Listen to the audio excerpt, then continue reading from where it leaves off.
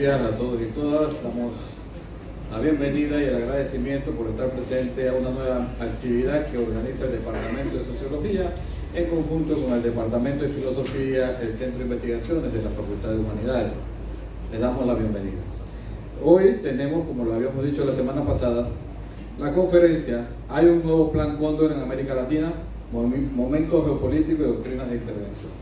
Esta conferencia la va a dictar el doctor Lautaro Rivara. Antes de iniciar, vamos a darle paso directamente a las palabras de bienvenida del doctor Olmedo García, decano de la Facultad de Humanidades, para entonces entrar en detalle. Profesor, adelante. Un aplauso, por favor.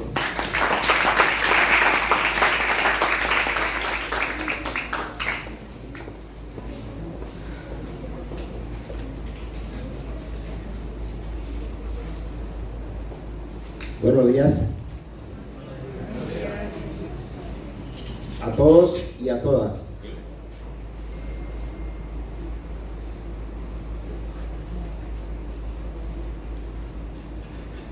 Doctor Lautaro, bienvenido a nuestra universidad. Señor director del Departamento de Sociología, profesor José Lazo. Compañeros profesores y profesoras. Luego para allá la directora del Departamento de Español, Yamina, bienvenida. Compañeros estudiantes y compañeras estudiantes.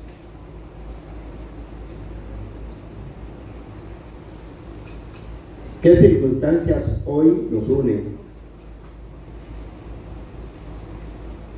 ¿Y por qué hoy queremos debatir si hay un nuevo plan Cóndor en América Latina? A 48 horas de definir las elecciones en Panamá.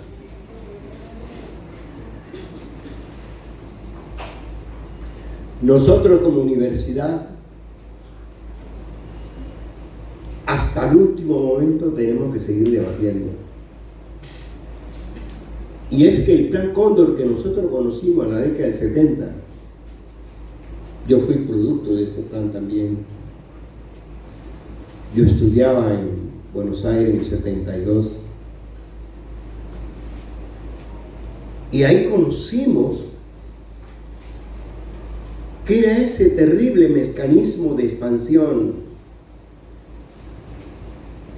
un brazo distinto de la doctrina Monroe en América Latina. Los Estados Unidos querían pregar de naciones subordinada a la expansión del gran capital,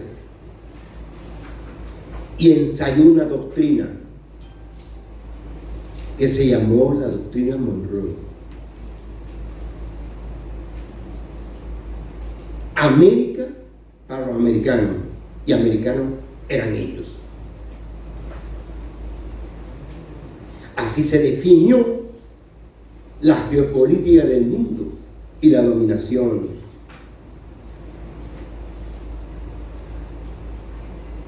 O sea que siglo XIX y siglo XX fueron las contradicciones entre el expansionismo imperial del gran capital y el surgimiento de naciones populares, independentistas, republicanas, intentando construir naciones. Pero hoy la pregunta que nos hacemos nosotros: ¿cómo apareció el plan Cóndor en América Latina?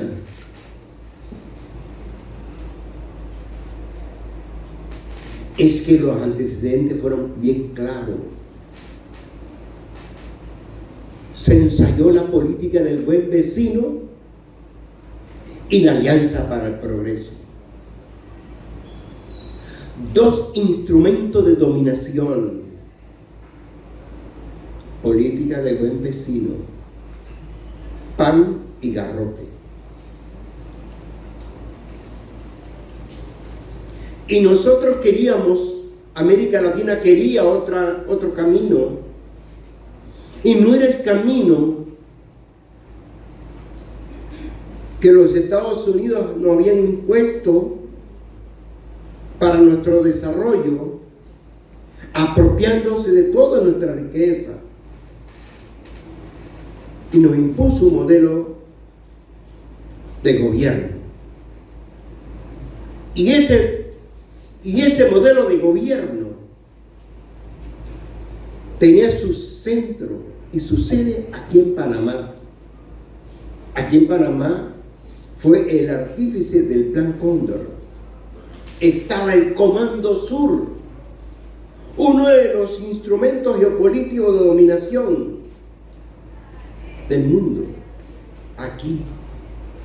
Y aquí se formaron todos esos regímenes militares que formaron parte del Plan Cóndor. Y ese Plan Cóndor en América Latina tenía dos brazos, que era cómo nos ganamos la conciencia de los jóvenes que estaban disputándose los espacios para construir más democracia y más justicia. Y los chicos y las chicas se organizaron para darle una respuesta política en contra de ese modelo. Y salieron a las calles y a las plazas. Se opusieron a la guerra de Vietnam, con organizaciones de rebeldía como fue el movimiento hippie, el movimiento negro en Estados Unidos, el movimiento por los derechos civiles. Qué importante la rebelión, y el mundo no quería seguir aceptando que nos impusieran ese modelo. Y esa batalla cultural que ustedes están viendo hoy, representada en regímenes como el del gobierno de Argentina de Milei, esa batalla cultural creó otro documento del Gran Plan Cóndor, el documento Santa Fe II. Y a nivel de la universidad y de la ciencia y de la educación se creó y se diseñó un plan que ahora quizás lo vamos a debatir, que es el Plan Camelot. ¿Qué significaba el Plan Camelot? La infiltración en la ciencia y en el conocimiento para conocer el espíritu de rebeldía de los jóvenes. Nos infiltraron, y por eso aquí surgió la versión más férrea del Plan Cóndor. No solamente era un estricto plan militar de dominación, era la batalla por controlar lo que ellos llamaban la conciencia y el corazón de los jóvenes. Por eso que hoy el debate es: hay un nuevo Plan Cóndor en América Latina, que no solamente es la expansión de la dominación geopolítica mundial, sino la batalla por controlar nuestras mentes. Por eso es que adquiere significado hoy este debate. Le agradezco a Lautaro, que viene de Argentina, fue uno de los epicentros de la batalla para luchar contra ese Plan Cóndor, y a nosotros nos costó. Nos impusieron los regímenes militares y destruyeron la primera experiencia de un gobierno electoral en Chile de Salvador Allende. Y hoy nosotros vamos a debatir esta mañana con la conciencia, jóvenes, que no se trata de que estas elecciones y este camino que nos han impuesto, que son más de lo mismo, nosotros tenemos que levantar otro camino, y es el camino para defender ese proyecto de la ciencia, del conocimiento, de una sociedad más justa,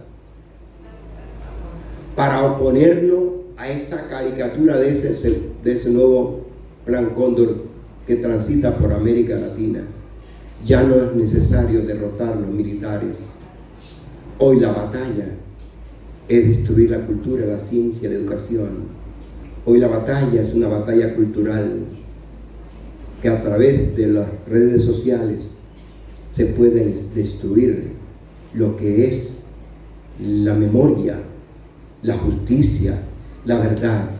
Y creo que es importante hoy, en homenaje a ese camino de las elecciones en Panamá, que las universidades y nuestros jóvenes levanten la bandera para seguir defendiendo un modelo más justo, más democrático, y nos enseñen que en realidad existe otro camino. Gracias, bienvenidos a este debate. Gracias a todos.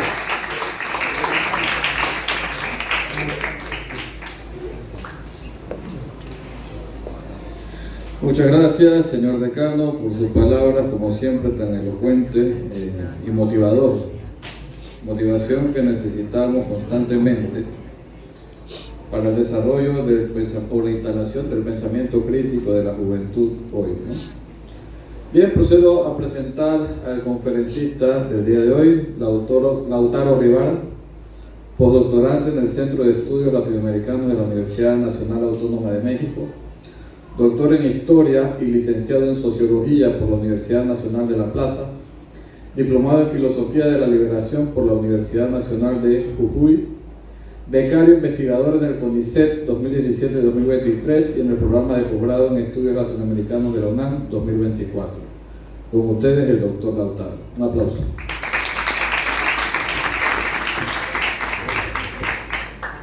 Bueno, voy a hablar así, ¿se escucha bien o rompo? Perfecto, vamos a hacerlo como debe ser entonces. ¿Qué tal? ¿Cómo están? Buenos días. ¿Ahí me escuchan bien? ¿Sí? Maravilloso. Bueno, primero agradecerles muchísimo la invitación, agradecerle al señor decano por sus palabras elocuentes, justas y además muy útiles para conversar esta conversación, este espacio de intercambio, de debate colectivo. Agradecer al conjunto de las autoridades presentes. Para mí es un honor estar en este país, estar en esta casa de estudios que tiene absolutamente todo que ver con el tema de nuestra conversación. Qué decir de la importancia histórica y geopolítica de un país como Panamá, y qué decir también de lo que ustedes conocen, han vivido, estudiado y sufrido las viejas y nuevas estrategias y doctrinas de intervención. Así que de vuelta muy agradecido con el colega queridísimo Abdiel Rodríguez Reyes por hacer también todo esto posible y bueno, por tomarnos este tiempo para conversar un poco. Les comento un poquito, primero voy a poner aquí el tiempo para ser prolijo, de qué va un poco este libro, este proyecto de investigación. De alguna forma, este título provocativo que elegimos para esta obra editorial y también para titular esta conferencia, que tiene que ver, como muy bien explicaba el señor decano, con la pregunta en torno a si estamos viviendo un nuevo Plan Cóndor en América Latina y el Caribe. Insisto, es una pregunta que adrede busca ser provocativa y motivar la reflexión y el debate colectivo. Este proyecto, este libro, surgió de la iniciativa de lo que primero fue un seminario internacional que se llamó Nuevas Doctrinas de Intervención, Geopolítica e Imperialismo en América Latina y el Caribe, donde de alguna manera buscamos poder juntar para debatir a diferentes actores de la sociedad civil, no solamente intelectuales, no solamente la academia crítica, sino también a comunicadores, comunicadoras, movimientos sociales, insisto, diferentes actores con diferentes miradas, que además provenieran, y esto fue un criterio bastante importante y excluyente, de todos, o por lo menos la mayoría de los países y de todas las subregiones de América Latina y el Caribe. Solemos pecar quizás a veces de cierto sesgo a la hora de realizar nuestra realidad continental y privilegiamos apenas algunos países de gran envergadura geopolítica, insisto, dejando por fuera a regiones enteras sin las cuales creo la actualidad y la historia de nuestro continente es absolutamente ininteligible. Entonces buscamos, insisto, convocar a personas de Sudamérica, de Centroamérica, del Caribe, para poder aportar esa diversidad de miradas que nos permita reconstruir un mapa tan complejo como lo es el mapa de nuestra realidad continental. Después de ese seminario pudimos elaborar un libro.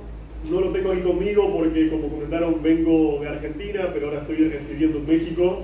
Quisiera, sin embargo, pedirle si alguien pudiera pasar una hoja juntando sus direcciones de correo electrónico para después poder enviarle a los y las interesadas una copia digital del libro para que puedan, por supuesto, leer si les interesa y también circular libremente entre quienes ustedes quieran que ese libro circule. Entonces, como les comentaba, este libro, esta obra, pudo juntar a 20 investigadores y investigadoras y también a dirigentes sociales a trabajar lo que identificamos como diferentes formas de intervención.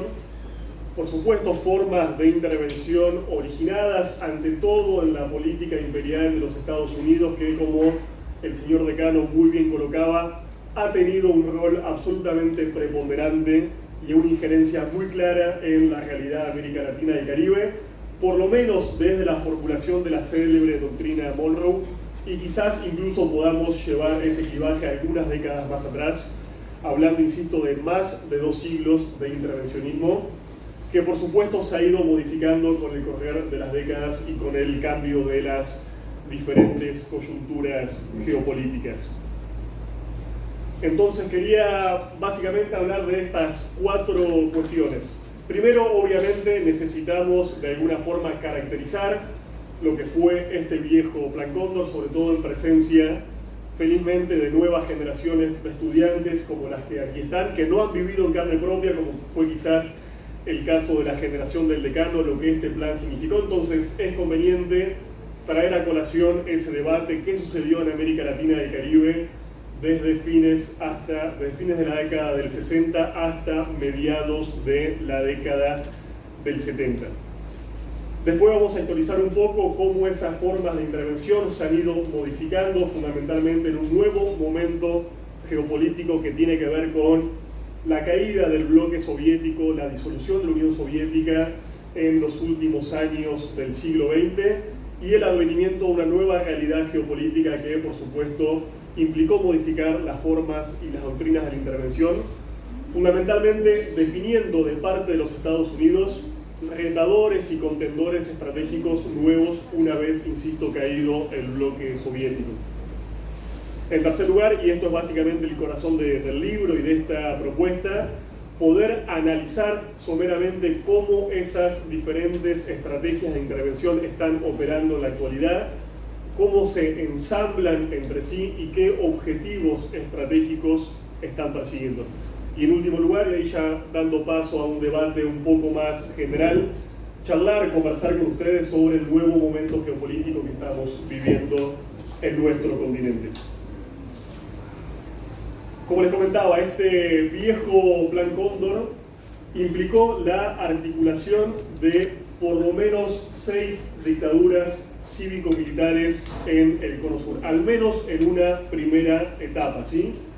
Hablamos de las dictaduras de Chile, de Argentina, de Uruguay, de Paraguay, de Bolivia y de Brasil, en un primer momento comprendido entre los últimos años de la década del 70 y mediados de la década del 70. Ahí, por supuesto, hubo algunas dictaduras cívico-militares que tuvieron un rol preponderante, una capacidad de articular un proyecto contrainsurgente, en este caso en el Cono Sur. Y también hubo una especie de segunda oleada, esto todavía es un debate entre investigadores e investigadoras, sobre si incluir o no a los gobiernos de Ecuador y de Perú en una etapa un poco posterior. que después también va a conectar con un ciclo de contrainsurgencia que va a vivir específicamente Centroamérica, obviamente para dar respuesta al ciclo de radicalización político-militar que vivió su región también en la década del 80. Entonces, insisto, la caracterización de qué países entran exactamente o no en el viejo Plan Cóndor y hasta qué momento podemos periodizar su momento de actuación es un debate abierto.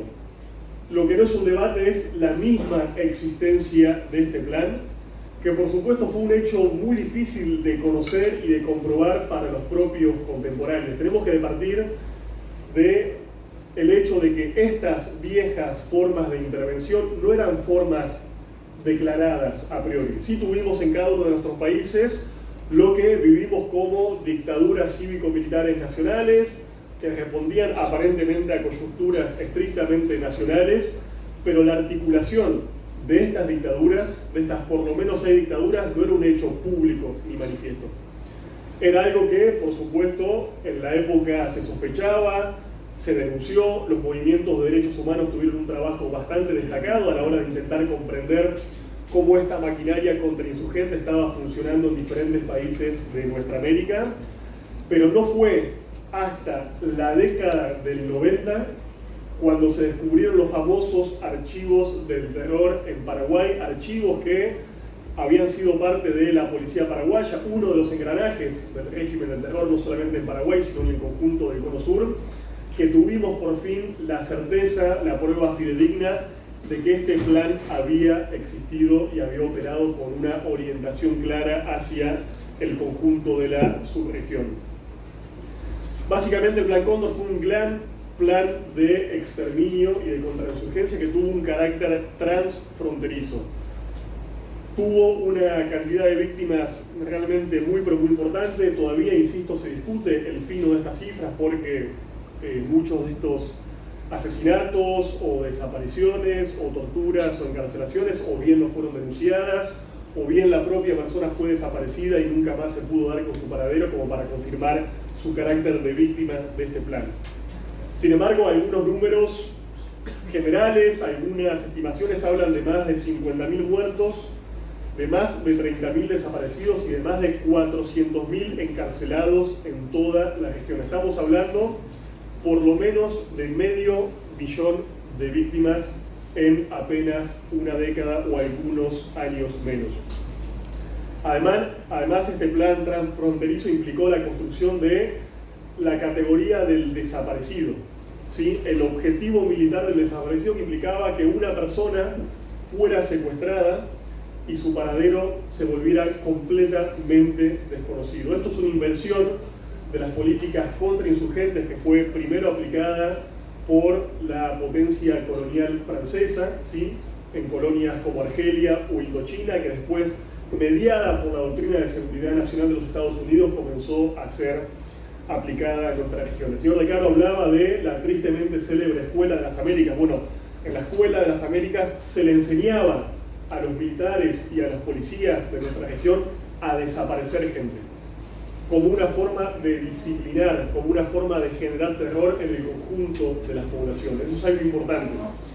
Hay una víctima primera, una víctima prioritaria, que es justamente en este caso el asesinado, el torturado, el desaparecido, pero hay una población que busca ser disciplinada y atemorizada para de alguna forma desestimular sus formas de resistencia, en este caso a los regímenes militares, que como sabemos tenían por detrás el objetivo final de implementar las políticas neoliberales. El caso que el señor De Caro mencionaba de la dictadura de Augusto Pinochet en Chile fue el más célebre, pero no el único. En la inmensa mayoría de nuestros países, las políticas neoliberales fueron aplicadas bajo regímenes de excepción, fueron aplicadas bajo gobiernos militares. Es decir que no había elementos consensuales, no había la posibilidad de generar un consenso electoral o democrático en torno a políticas que eran tan antipopulares y que tendían tan fuertemente a la desigualdad y a la inequidad que tuvieron que ser, insisto, aplicadas por mecanismos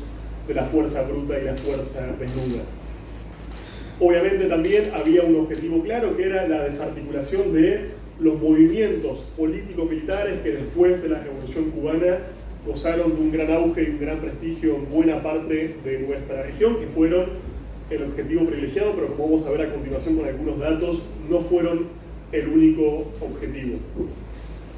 Una elaboración fundamental de estas doctrinas del Plan Cóndor fue la idea del enemigo interno.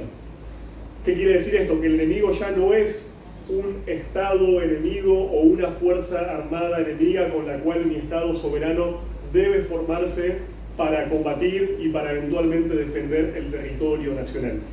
El enemigo fue definido como un sujeto interno, fue definido como la propia población civil que resistía estas políticas militares y estas políticas neoliberales, lo que generó que básicamente los históricos códigos de guerra, los procedimientos habituales y legales de la guerra, porque hasta la guerra tiene leyes, fueran de alguna forma diluidos, ¿sí?, con esta idea, este concepto tan fuerte del enemigo interno que se aplicó en nuestra región.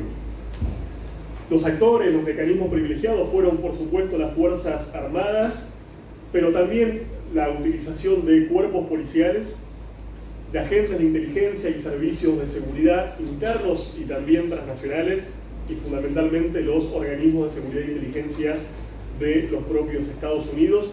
Y esto es muy importante, también la utilización de grupos paramilitares. Hubo ya en esta época, hacia mediados de la década del 70, la utilización de grupos que de alguna forma buscaban tercerizar la represión del Estado. Obviamente el rol que tuvieron los grupos paramilitares fue, si se quiere, menor a la centralidad que tuvieron los propios actores militares, y vamos a ver más adelante cómo esa relación entre lo militar y lo paramilitar, entre la represión estatal y la paraestatal, va de alguna forma a modificarse en nuestra época y en las últimas décadas del siglo XX y comienzos del siglo XXI. Como les decía, el accionar de estos grupos armados implicó la comisión de delitos transnacionales. Esto es algo muy importante. Sabemos por testimonio, sabemos por los propios archivos del terror del Paraguay que era frecuente que las dictaduras militares articularan y, por ejemplo, combinaran el secuestro de una persona en un país, que esa persona fuera deslocalizada a un segundo país para que allí sea torturada para obtener presuntamente información, y que fuera, por ejemplo, deslocalizada a un tercer país para recién ahí esa persona ser desaparecida. O sea, hablamos de una infraestructura, de una logística del terror realmente compleja que implicó, insisto, la articulación de estos actores policiales, militares y servicios de inteligencia. Incluso también encontramos ya en esta época mecanismos de propaganda, ¿sí?, una propaganda vinculada al terror que, por ejemplo, buscaban sembrar la confusión en las propias poblaciones locales, por ejemplo, secuestrando a un militante, desapareciéndolo en otro país y presentándolo como una baja guerrillera caída en combate presuntamente en el enfrentamiento con otra guerrilla. Insisto, no solamente estas formas de desaparecer y torturar no eran declaradas, sino que eran tergiversadas buscando de alguna forma descargar el costo de esta represión como supuestos enfrentamientos entre fuerzas guerrilleras. Como les comentaba, tenemos algunas fuentes, tenemos material abundante, hay mucha gente que ha investigado el viejo Plan Cóndor y que lo está investigando al día de hoy. Contamos, como decía el señor decano, con documentos de la propia CIA y del propio Pentágono, que con el paso de los años fueron desclasificados por las propias leyes de seguridad interna de los Estados Unidos, que nos permiten leer sin sombra de duda el objetivo y la articulación de este plan del terror. Tenemos también, por supuesto, el testimonio de víctimas y de familiares, que, como les comentaba, fue sobre todo recogido y elaborado por el trabajo encomiable de organismos de derechos humanos, y tenemos los propios archivos del terror encontrados en Paraguay. Pero vuelvo a subrayar, poder mapear, poder identificar este plan, sus actores, sus mecanismos, fue un proceso que llevó por lo menos 15 o 20 años, lo cual nos sirve para pensar un poco qué es lo que está pasando en la actualidad.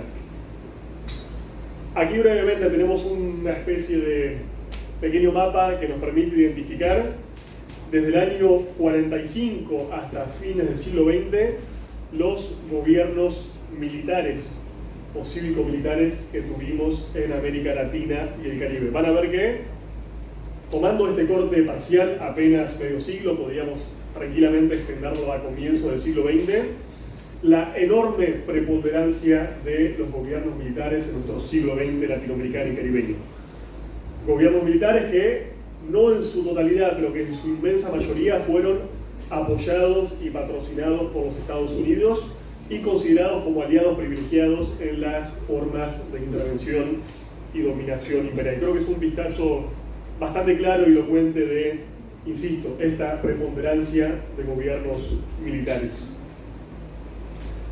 Aquí tenemos, por ejemplo, lo que les comentaba, un mapa aquí solo de Sudamérica, mapeando las diferentes etapas de este Plan Cóndor, que vale la pena decir, no solamente operó en América Latina y el Caribe, sino que también produjo hechos militares, incluso en Estados Unidos y en la propia Europa. Ustedes saben que las dictaduras generaron oleadas bastante masivas de exiliados y de exiliadas, académicos, comunicadores, intelectuales, militantes, líderes sociales, que muchas veces buscaban refugios en otros países de América Latina, o que incluso escapando, en muchos casos, de más de una dictadura, buscaban refugio en Europa y en los Estados Unidos.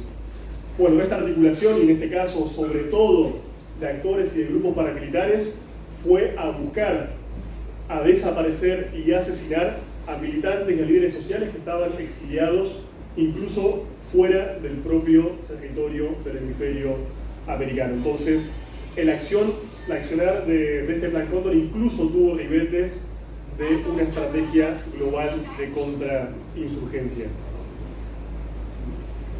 Acá tenemos algunos datos y números que creo que son bastante elocuentes. Si uno, por ejemplo, presta atención, escucha los discursos o lee los comunicados de las respectivas juntas militares o de los gobiernos unipersonales que tuvimos en nuestra región, vamos a ver que el objetivo único y declarado era la insurgencia. Eran, como les decía, las organizaciones político-militares que de alguna forma desafiaban armas en mano el orden estatal, o por ejemplo las políticas conservadoras. Bueno, estos porcentajes, estas investigaciones van a desmentir que el único objetivo de las dictaduras y del Plan Cóndor hayan sido los actores armados. Apenas un 36% de las víctimas del Plan Cóndor eran efectivamente militantes de organizaciones guerrilleras, organizaciones político-militares. El otro porcentaje, casi 2/3 de las víctimas, eran militantes de agrupaciones políticas no armadas, eran militantes incluso de organismos internacionales como por ejemplo ONGs o grupos de derechos humanos, e incluso un buen porcentaje de ellos, un 12%, no tenían ningún tipo de militancia política constatada.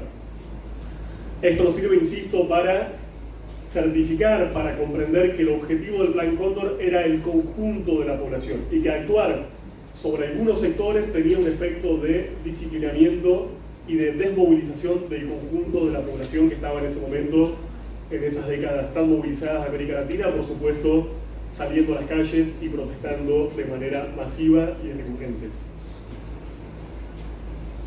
Veamos ahora cómo esta guerra sucia, como fue definida en los propios Estados Unidos, cómo este Plan Cóndor, cómo estas formas de intervención han ido modificándose en las últimas décadas.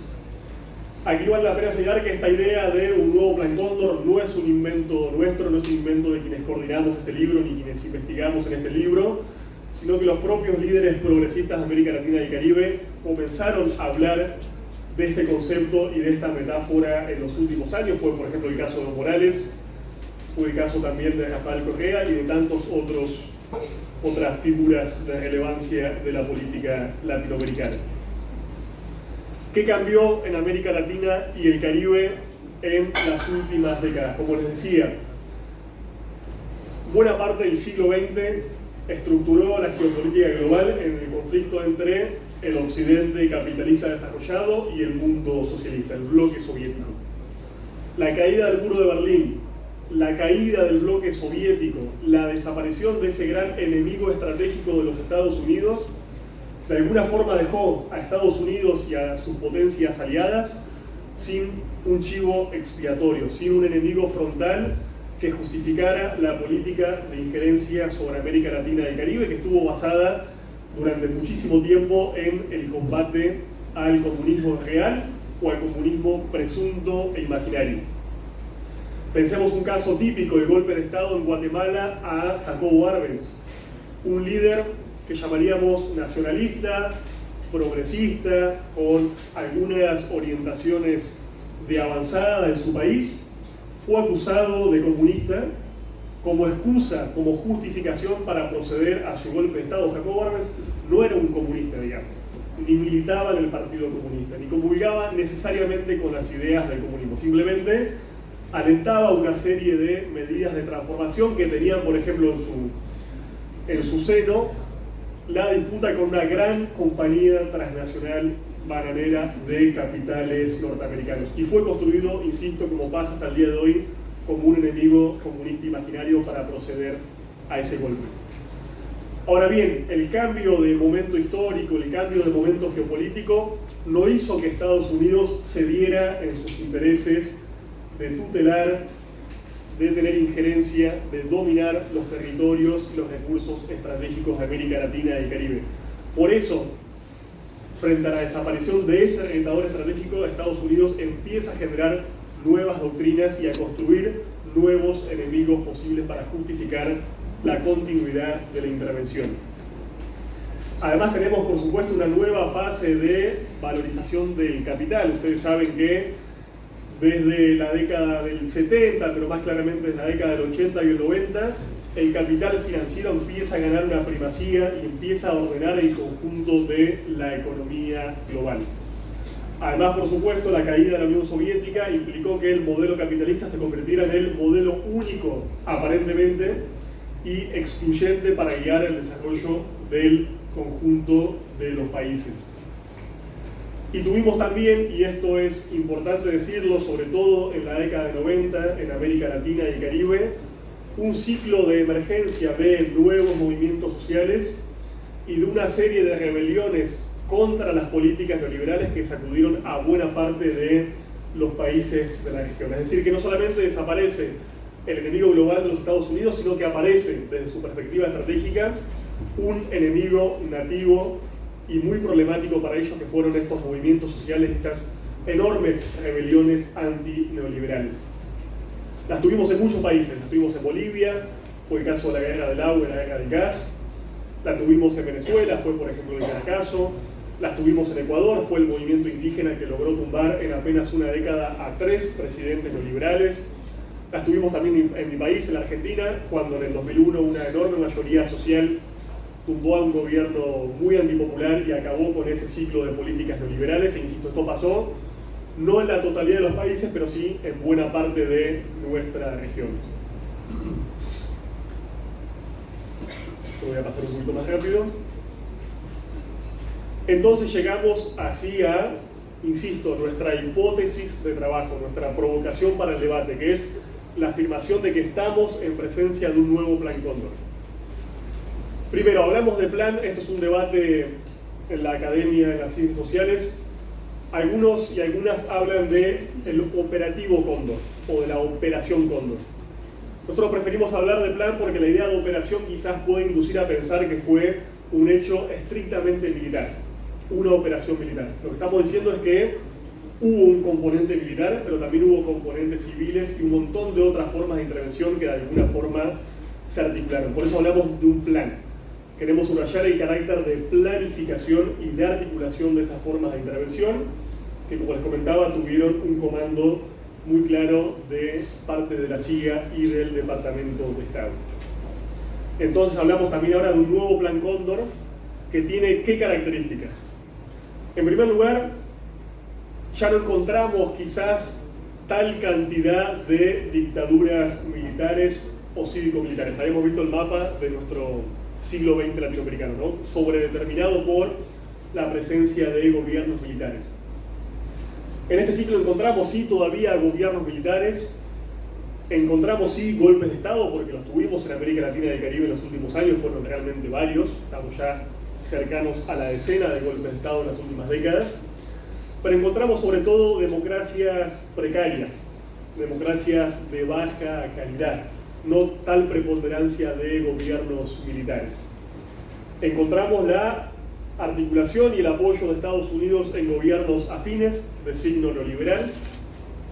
Esto es importante reconocerlo, si bien las políticas neoliberales fueron implementadas en general por gobiernos militares, después en muchos países de nuestra América llegaron al poder del Estado por vía electoral.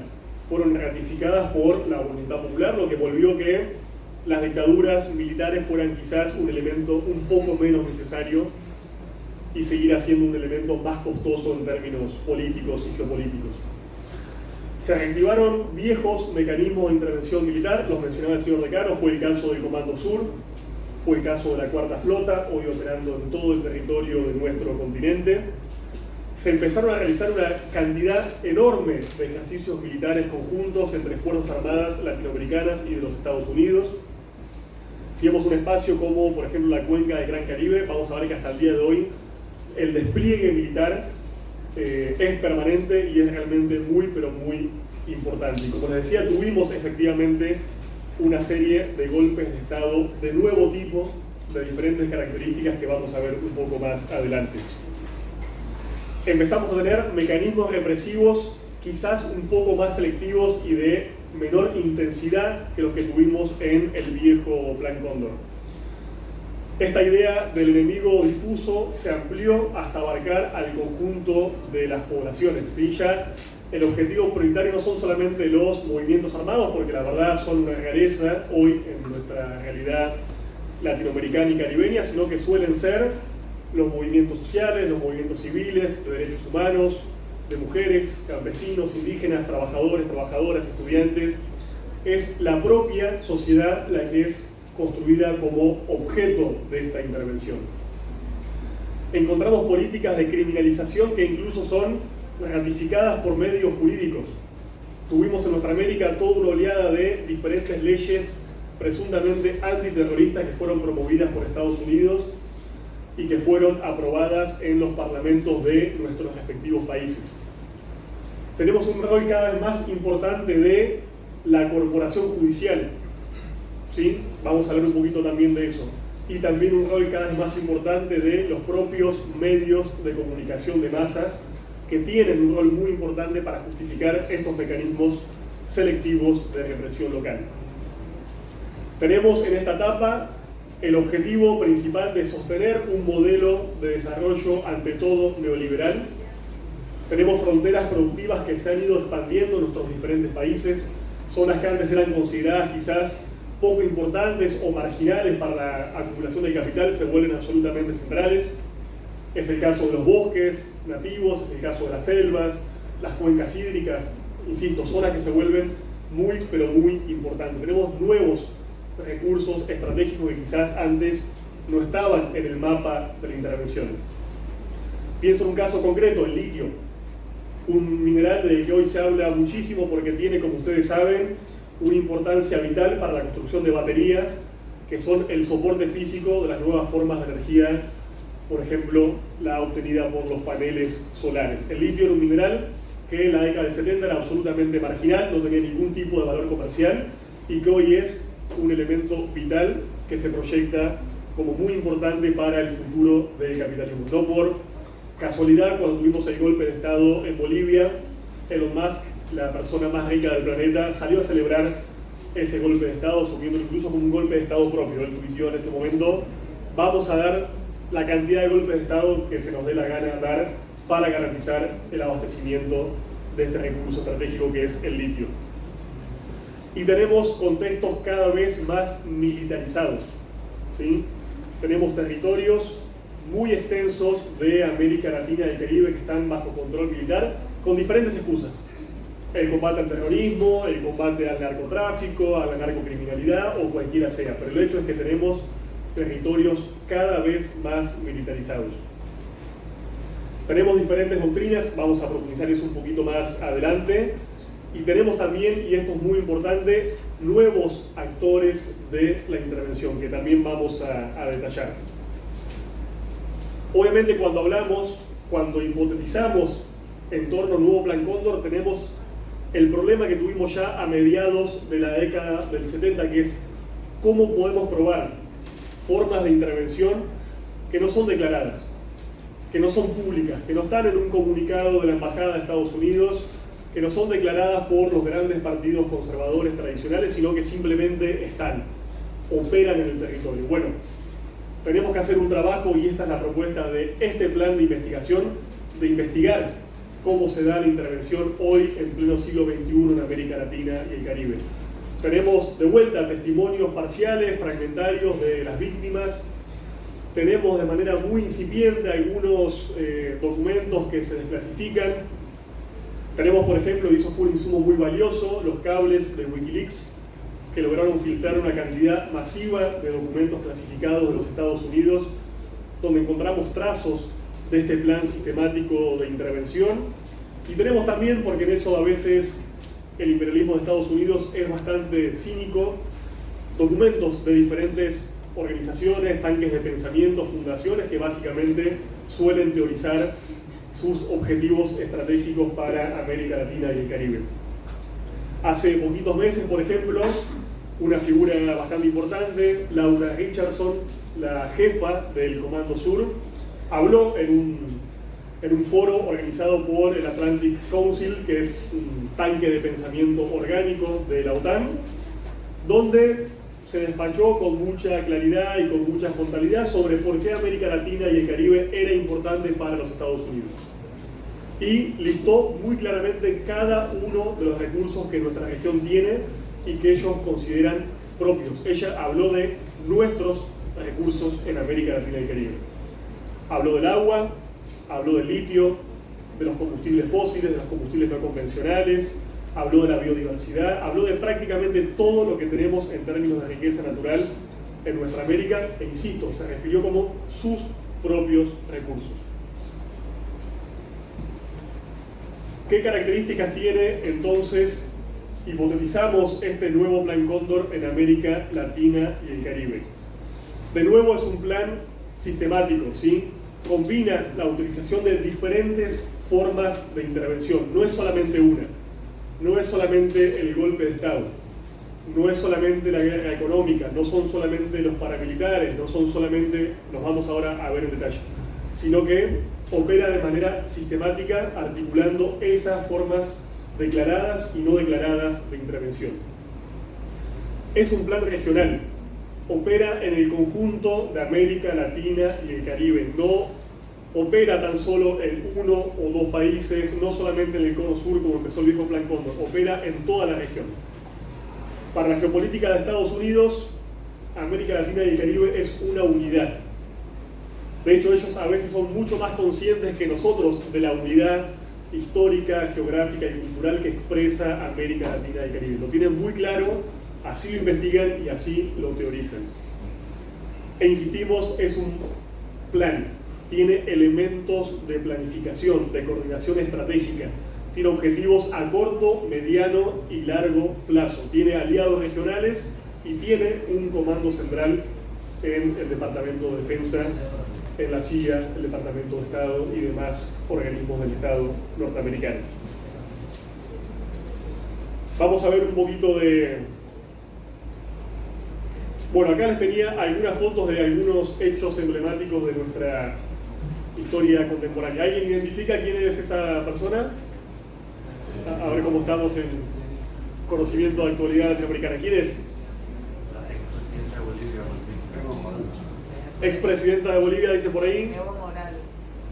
¿Dónde está Evo Morales? Yo no lo vi, ¿eh? Exacto. Es más bien, para ser más preciso, la expresidenta de facto del Estado Plurinacional de Bolivia, Yanine Áñez. Bolivia es un caso bastante paradigmático de este nuevo Plan Cóndor. Sufrió, como ustedes saben, un golpe de Estado en el año 2019. Es un golpe de Estado muy interesante para analizar. De hecho, fue ese propio golpe de Estado el que nos motivó a ponernos a investigar estas nuevas formas de intervención. ¿Por qué digo que nos motivó? Porque cuando el golpe de Estado se estaba dando, hubo un debate muy apasionante en la política latinoamericana, en la academia latinoamericana, sobre si lo que estaba pasando era efectivamente o no un golpe de Estado. Hubo algunos sectores que tenían la teoría de que no, es una rebelión popular antiautoritaria. Les pongo un concepto que escuché por ahí. Otros que era una huelga popular de masas que iba a tirar al tirano. Otros que sosteníamos que efectivamente era un golpe de Estado, pero un golpe de Estado de nuevo tipo. Un golpe de Estado diferente a los golpes de Estado clásicos que tuvimos en el siglo XX. Claro, si uno se queda con la vieja receta de los golpes de Estado, dice, bueno, ¿qué tiene que pasar acá? Una junta militar que declare que ha tomado el poder para combatir a la subversión interna, con una narrativa anticomunista, que salga un comunicado de la Embajada de Estados Unidos diciendo yo apoyo al líder. Bueno, eso ya no pasa más. O más bien, si en algún momento fue la norma, hoy empieza a ser la excepción. Es una forma excepcional de intervención. Ese golpe de Estado en su modelo clásico siglo XX. Hoy tenemos mecanismos mucho más complejos y Bolivia es testigo de esa complejidad. En el golpe de Estado de Evo Morales intervinieron prácticamente todos los actores que usted se pueda imaginar. Los medios de comunicación, que incluso meses antes del golpe empezaron una campaña de desprestigio muy fuerte contra el proceso del MAS en Bolivia, contra puntualmente la figura de Evo Morales. Hubo, por ejemplo, el accionar, por supuesto, de las grandes corporaciones económicas que ejercieron su presión económica sobre el propio país. Hubo una intervención muy importante de la Organización de Estados Americanos, que como ustedes saben responde básicamente a la conducción política de los Estados Unidos, que de alguna forma con su informe avaló la narrativa del golpe, aunque cuando uno lee el informe de la OEA, que les recuerdo básicamente decía que Evo Morales había cometido un fraude y que las elecciones tenían que repetirse. Bueno, la propia OEA hace pocos meses, volvió a ratificar que no hubo ningún fraude en Bolivia en el 2019. Ahora bien, su informe en un momento oportuno y la narrativa de zozobra política que lograron transmitir fueron uno de los elementos que posibilitaron el golpe. Hubo ONGs también de carácter transnacional con sede en Bolivia que también tuvieron su capacidad de generar y movilizar cierto malestar en la población. Pero hasta ahí un montón de actores decían no es un golpe de Estado porque no hay militares en la escena. Son actores puramente civiles. Digo, según nuestro modelo y concepto del siglo XX tiene que haber militares, o policías, o paramilitares, si no, no es un golpe de Estado. Bueno, lo que hubo en Bolivia fue un proceso de diferentes fases, que tuvo primero una fase civil y después llegó por fin a la fase policial y militar, porque el momento de quiebre que termina de posibilitar el golpe de Estado es cuando básicamente la policía boliviana se amotina y cuando el comandante en jefe de las Fuerzas Armadas de Bolivia sugiere respetuosamente que Evo Morales renuncie a la presidencia de la República. Entonces, insisto, es un golpe mucho más complejo que articuló a diferentes actores, que en su momento generó mucha consternación porque no respondía a los manuales que teníamos para comprender ese tipo de accionares y que hoy sabemos, porque reconocen incluso, insisto, la propia OEA y hasta sectores de los Estados Unidos, que eso fue un golpe de Estado en toda la regla. Tenía aquí un ejemplo de Venezuela, pero lo voy a dejar pasar para no extenderme demasiado. Tenía también algunas cositas de Perú. Simplemente para repasar y comentarles cuáles son los mecanismos de intervención que estamos trabajando y que estamos investigando. Primero, les decía, los golpes de Estado son más o menos excepcionales, pero todavía siguen sucediendo. Tuvimos varios en los últimos años, el golpe de Estado en Perú, a Pedro Castillo, el propio golpe de Estado en Bolivia, hubo golpe en Honduras, hubo intentos de golpe en Venezuela. Digo, tenemos todavía una práctica de golpes de Estado que se sigue articulando a otras formas de intervención. Tenemos un mecanismo fundamental que es el lawfare, ¿sí? O la guerra política por vía judicial, que es por lo menos la definición que a mí más me gusta. Hablábamos hace un momento de la tristemente célebre Escuela de las Américas que tuvo asiento aquí en Panamá. Bueno, hoy hay teóricos, investigadores, investigadoras que hablan de una escuela judicial de las Américas, que analizan cómo los jueces, cómo los fiscales del conjunto de nuestros países están siendo hoy formados en los Estados Unidos.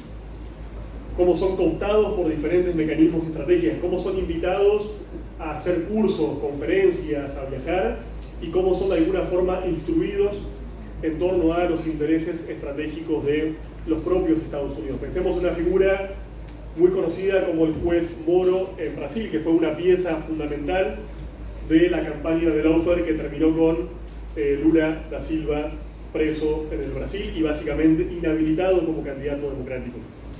Tenemos formas de intervención que son paramilitares. Yo les decía, el paramilitarismo tuvo un papel en el viejo Plan Cóndor, pero fue un papel menor y subsidiario al de las Fuerzas Armadas. Hoy, y esta es una hipótesis fundamental, el paramilitarismo tiene cada vez mayor presencia e importancia en todos los países de nuestra América.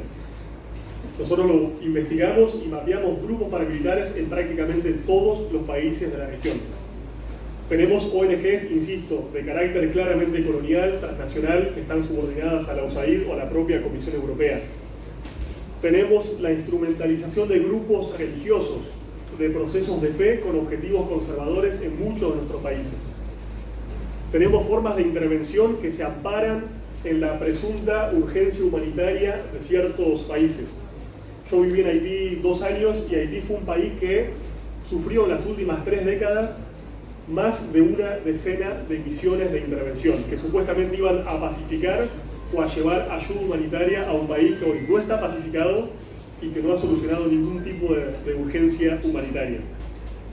Tenemos también mecanismos de guerra económica, las mal llamadas sanciones, mecanismos de coerción económica por el cual un país o un gobierno es castigado básicamente por elegir una opción política o democrática que no está en sintonía con el interés geoestratégico de los Estados Unidos.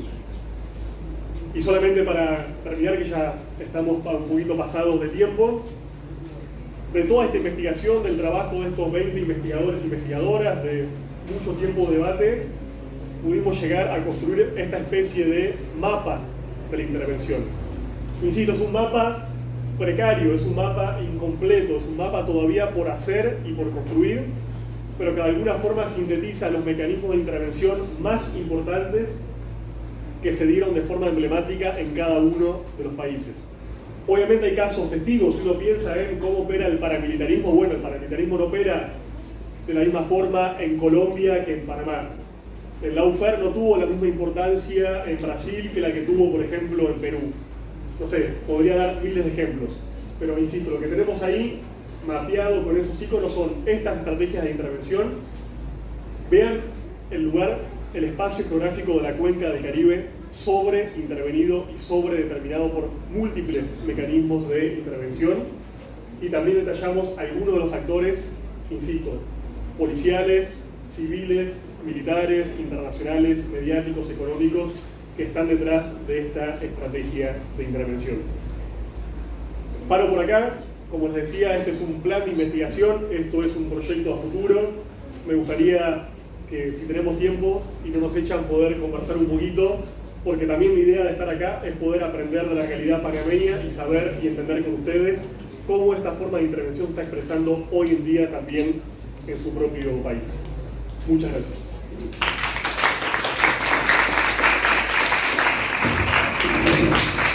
Agradecemos el tiempo y la conferencia que nos da el doctor Lautaro, que se ha tomado los detalles y el tiempo de expresarnos estos avances de investigación que nos parecen sumamente interesantes en una nueva coyuntura de un nuevo Plan Cóndor que nos pone a analizar los nuevos mecanismos de intervención que se tienen.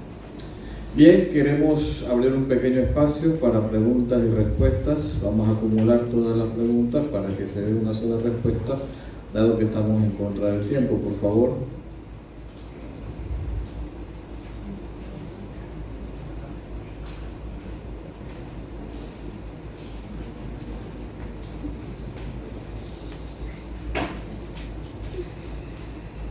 Adelante, profesor Antonio. Muy buen día. Bueno, quería hacer un comentario y más que todo es una especie de... Quisiera saber la opinión que tienen acerca de la idea de que, por ejemplo, el Plan Cóndor, el viejo Plan Cóndor, digamos, ocurre en un momento en donde América Latina viene con una experiencia de un modelo de industrialización, sustitución de importaciones que de alguna manera impacta también a nivel internacional la forma como los mercados se mueven. Es decir, estamos también en un escenario de una crisis de sobreproducción, ¿verdad? donde América Latina quizás está en un momento donde no necesita importar tantos bienes, tantas mercancías, y quizás podríamos plantear una hipótesis de que el viejo plan Cóndor tuvo como un objetivo central desarticular los mercados latinoamericanos, desarticular el mercado regional latinoamericano para efectos de poder llegar a estos mercados, poder retomarlos y poder colocar allí la producción. O sea, en síntesis, poder resolver la crisis de sobreproducción que en un momento dado ocurría. Y sin duda que para poder también, yo diría, allanar el terreno que venía, que tenía que ver con la implantación del neoliberalismo y de todo el neoconservadurismo, poder también prestar de alguna manera la vigilancia de todos los movimientos sociales. Y es la época en donde, bueno, no solo el aumento de la tasa de intereses a los préstamos, la crisis de la deuda, que sabemos que fue el conflicto de los 80, por otra parte, toda la celebración de una serie de acuerdos internacionales con mercados, que hoy día son los que nos tienen prisioneros de grandes corporaciones, que son los que han, yo diría, también allanado el camino, quizás, y esta es la otra parte de la hipótesis de que el nuevo plan Cóndor ya no busca hacerse con los mercados latinoamericanos, ya no busca tener un mercado de fuerza de trabajo barato para la instalación de maquilas, lo que sea, sino que ahora lo que busca es posicionarse de los recursos naturales que tenemos en nuestra región, como lo decía. Y el caso de Panamá, yo creo que es paradigmático porque somos una región que en el orden internacional, en la forma de cómo se ha organizado, digamos, la División Internacional del Trabajo, hemos ocupado un lugar que tiene que ver fundamentalmente con la cuestión transitista, con el servicio, y de 25 años para acá, de repente nos hemos convertido en un objetivo interesante de extracción de materia prima, lo cual está planteando, por ejemplo, la reprimarización de nuestra economía, de un sector terciario fuerte basado en los servicios de la logística. Ahora el interés es reprimarizar la economía, extraer los recursos naturales, cosa que no le viene mal a las élites que nos dominan, a los grupos dominantes, a las clases dominantes, porque bueno, siempre y cuando yo pueda tener acciones de esas corporaciones que están allí de alguna manera involucradas en todos esos procesos de extracción, no importa que al final en términos fiscales la renta que se le transfiera al Estado sea mayor o menor, para poder soportar, por ejemplo, todo lo que tiene que ver con daños ambientales, daños a la salud y toda una serie de efectos que sin duda va a tener una mina a cielo abierto, que de paso es la mina a cielo abierto más grande que existe en la región centroamericana. Entonces eso es lo que quería un poco plantear y quisiera un poco saber tu opinión frente a esas hipótesis. Gracias, profesor Antonio. Otra pregunta, por favor. Estamos bastante breves. Preguntas. A la una, a las dos. Ahí, adelante. Sí, recientemente, a raíz de todo eso que pasó con el contrato minero, Panamá recibió como una calificación más baja por parte de las calificadoras de riesgo. Entonces yo quería preguntar si esto también constituye una forma de intervencionismo, a pesar de que pues no es tan directa, por así decirlo, como otras. Muy bien. ¿Una más acá? Sí, buenos días. A nuestra generación le tocó vivir el Plan Cóndor. El Plan Cóndor es parte de una política de Estado. Generalmente, y anterior al Plan Cóndor, no se había visto un fenómeno como ese. Anterior a eso, la independencia de América Latina se dio como un proceso normal frente a España, ¿verdad? Sin embargo, lucharon dos conceptos. El concepto de la unidad, que buscaba Bolívar para hacer de América una potencia autosuficiente que pudiera enfrentarse y alcanzar a las potencias europeas y Estados Unidos, que eran los dos polos. Sin embargo, posteriormente a eso, en América Latina lo que se da es el triunfo de la idea en contra de la que estaba Bolívar, precisamente que es la idea de los grupos de familias que en cada república de estas se encontraban y constituían una oligarquía. La oligarquía no es más que un grupo de familias que tiene el poder económico, político y social. En Panamá también lo vivimos. 24 familias gobernaron desde 1903 a 1968. Ahora ya no son 24, ahora son como 50, porque salieron una nueva oligarquía. Sin embargo, cuando llegamos a ese momento, hasta allí cada oligarquía era más o menos independiente y tenía pocos sistemas de colaboración. Cuando llegamos a los años 60 y 70, en donde se da este plan Cóndor no era una cuestión de las oligarquías, era un sistema de dominación que venía específica y casi exclusivamente de los Estados Unidos, que lo veían como su patio trasero y utilizaban los mecanismos económicos de culturación con la Alianza para el Progreso e incluso los organismos militares y de inteligencia.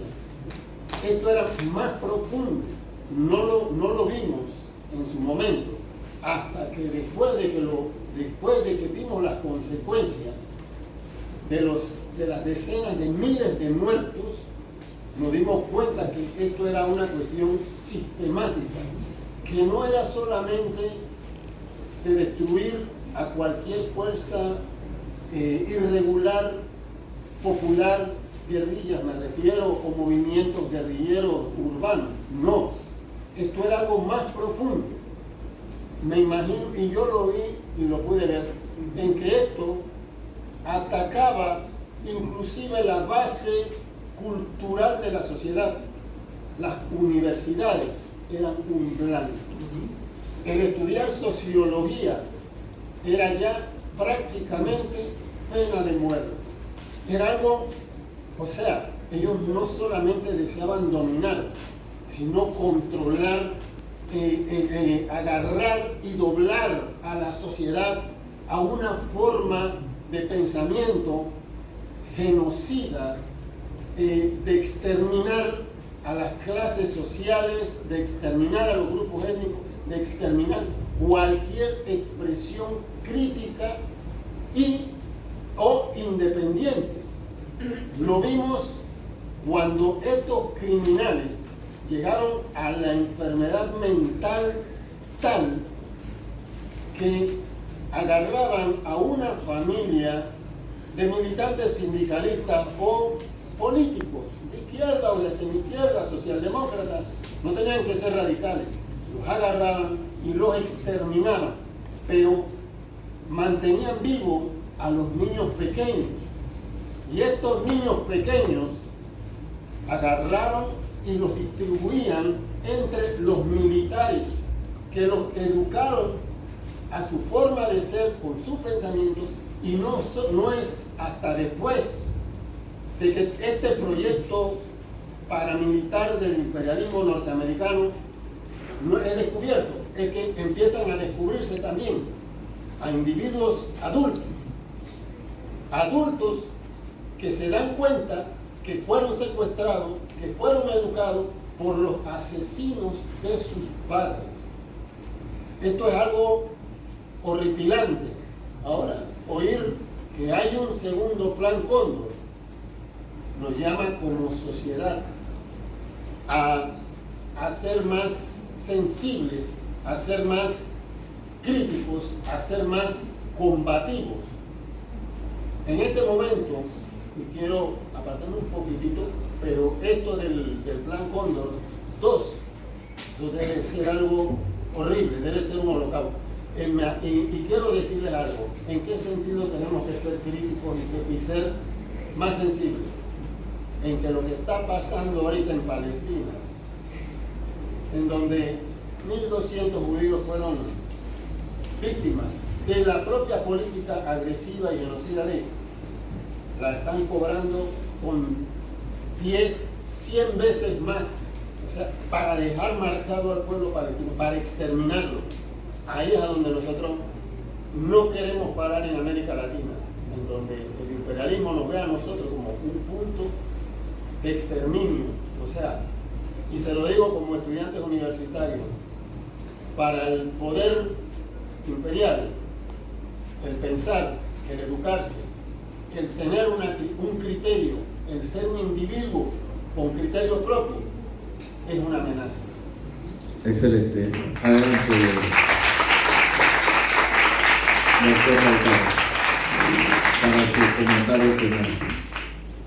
Sí, empiezo por la pregunta del estudiante de allí, que no sé su nombre, no se presentó, con el tema de las calificadoras de riesgo que penalizan a Panamá después de esta movilización tan importante que tuvieron contra la transnacional de capitales canadienses. Bueno, eso es un tema interesantísimo. Hay que pensar en toda esta red de articulación de grupos, de fundaciones, de tanques de pensamiento, de calificadoras que operan, como lo había dicho el decano al comienzo muy bien, en el estricto plano de las ideas, porque esta batalla, y coincido, también se libra, y se libra incluso de manera privilegiada en la mente de las personas. No tenemos tiempo de profundizar, pero hay una doctrina que hoy trabaja la propia CIA, el Departamento de Defensa, que habla de la guerra cognitiva. O sea, ellos ya están en un plano de la intervención que tiene que ver con, de alguna forma, hackear la psiquis de las propias personas, movilizando sus juicios, sus prejuicios, sus miedos.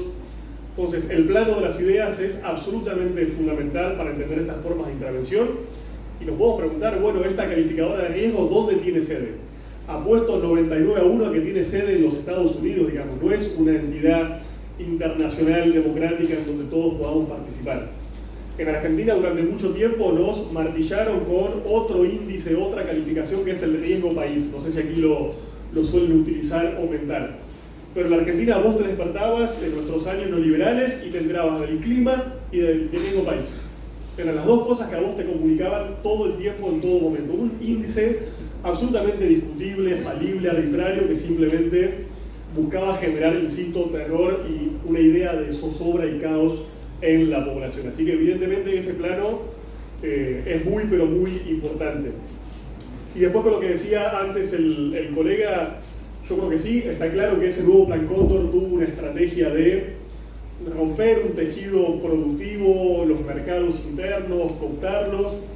Incluso yo les recomiendo el que para mí es uno de los mejores testimonios intelectuales del viejo Plan Cóndor, que es la carta abierta a la Junta Militar del periodista argentino Rodolfo Walsh. Una carta que él escribe el día que se cumple exactamente el primer aniversario de la dictadura cívico-militar del año 76. Él escribe esa carta, la envía por correo y el día siguiente es desaparecido. Este intelectual, Rodolfo Walsh, él hace algo muy importante porque logra, durante la propia vigencia del plan, bajo el propio asedio de la dictadura, comprender el mecanismo y el objetivo profundo. Logra entender que el terror, que la desaparición, que la muerte, que la persecución no eran un fin en sí mismo. Eran un medio para un objetivo estratégico que era transformar la economía del país. Él va a hablar del concepto de miseria planificada. Él va a detallar los datos que tiene y que recoge con mucha dificultad de las víctimas que se cobra ese primer año de la dictadura cívico-militar, pero va a decir, estas víctimas son un daño casi colateral. Las víctimas de verdad son el conjunto de la población, que ven aplicadas esta política de empobrecimiento masivo y sistemático. Bueno, creo que esa matriz de pensamiento la tenemos que mantener. No tenemos que perder de vista que la estrategia, los mecanismos de terror, los golpes, las nuevas formas de intervención tienen un fin que es mucho más profundo. Yo creo que en esta etapa tenemos 3 o 4 grandes objetivos. Uno tiene que ver con el momento geopolítico. Cuando uno lee y ve, yo les comentaba el caso de Laura Richardson, hablando de sus recursos estratégicos en América Latina y el Caribe, lo que ella dice a continuación es que básicamente está compitiendo por esos recursos con otras potencias. Y menciona el caso concreto de la presencia de China y de Rusia en nuestra región. Entonces, hay un nuevo competidor estratégico hacia los Estados Unidos y mucho de lo que se hace en términos de intervención tiene que ver no solamente con ocupar un espacio, sino con impedir que las potencias rivales lo ocupen. Pensemos, por ejemplo, en términos de la inversión extranjera directa. Eso es un mito. Estados Unidos no está invirtiendo dinero en nuestro continente. Cada vez que hay una campaña electoral, el candidato más neoliberal va a decir, no, conmigo, porque yo soy aliado de Estados Unidos y yo les doy confianza, conmigo van a llegar las inversiones. Bueno, fíjense si las inversiones llegaron en la Argentina con el gobierno de Mauricio Macri. O fíjense si están llegando a Ecuador con el gobierno de Daniel Noboa. No están llegando, no es el objetivo estratégico exportar capital hacia América Latina y el Caribe. Estados Unidos no está pensando en eso. Más bien, está pensando en impedir que esos capitales sean aportados e invertidos desde sus potencias rivales. Les decía, el tema de los recursos en esta etapa, en esta fase del capital, es clave. Y son recursos que antes no tenían la importancia que hoy tienen. El tema del agua, del litio, los hidrocarburos no convencionales, la propia biodiversidad codificada como un recurso estratégico. Y también algunas zonas de interés que son prioritarias. Obviamente el caso de la cuenca del Caribe es una zona vital en los últimos 200 años de historia regional, pero también préstenle mucha atención a qué pasa con la disputa por los recursos de la Amazonía y también del Atlántico Sur y la proyección hacia la Antártida. El sexto continente, cuyo tratado que lo rige a nivel internacional, vence en el año 2030. Hay una carrera también por la apropiación de los recursos estratégicos de los polos. Los otros objetivos son darle de alguna forma una sobrevida a las políticas neoliberales. Hablamos de que su implantación en el continente fue fundamentalmente violenta, no consensual, pero que después hubo también gobiernos neoliberales que llegaron al poder por vía democrática y electoral. Bueno, hoy otra vez pareciera que las políticas neoliberales solamente se pueden sostener con métodos coactivos, con golpes de Estado o con dictaduras de baja intensidad o incluso con democracias aparentes que establecen regímenes de excepción permanentes, como sucede en El Salvador o podría pasar también en Ecuador o, por ejemplo, en la Argentina. Y el último, y lo sugería muy bien el profesor, evidentemente son los movimientos sociales, son las propias poblaciones. Formas de intervención, por ejemplo, como el paramilitarismo, porque hoy la paramilitarización de la vida es tan importante. Primero porque es menos costosa que hacer un golpe de Estado, tercerizar las formas represivas a través de grupos de autodefensa, grupos narcocriminales, pensemos en el caso emblemático de Colombia, su país vecino, pero también porque, insisto, el objetivo y el enemigo de esta forma de intervención es difuso, es el conjunto de la población. Ya no son los campesinos en armas, es el conjunto de la población campesina, es el conjunto de la población indígena, de los grupos estudiantiles movilizados, de las barriadas populares. Mientras más dilatado es la población objetivo de estas formas de intervención, más probable es el recurso a formas de dominación paramilitar, que son mucho más tremendas, mucho más peligrosas y mucho más lesivas incluso que los propios golpes de Estado. Porque contemos las víctimas, por ejemplo, del conjunto del Plan Cóndor en toda América Latina. Hablamos de más o menos 500.000 víctimas. Bueno, el conflicto armado interno solamente en Colombia ya se cobró varios millones de víctimas en términos de asesinados, desplazados, refugiados, mujeres violadas y demás. Paro por ahí, así no nos extendo demasiado y bueno, de vuelta agradecido con ustedes por las preguntas, por el tiempo, el espacio y su amabilidad. Gracias. Un aplauso, por favor. La Facultad de Humanidades organiza este tipo de actividades, entendiendo que esto es la Universidad de Panamá, un nivel de educación superior que más allá de dar clases en las aulas, también se desarrolla en el campo y en estos espacios de manera que se genere comunidad científica y en ese intercambio de la comunidad científica conocimiento del desarrollo de nuestras disciplinas. Estos esfuerzos son sumamente importantes para su formación y espero que ustedes lo valoren en esa magnitud como tal. Más adelante vamos a hacer otro tipo de actividades en donde van a complementar dentro de la currícula de desarrollo de su formación este tipo de contenidos y conocimientos. Por lo demás, quería agradecerles su presencia. Muchas gracias y muchas gracias al doctor Lauro. Gracias, Lauro.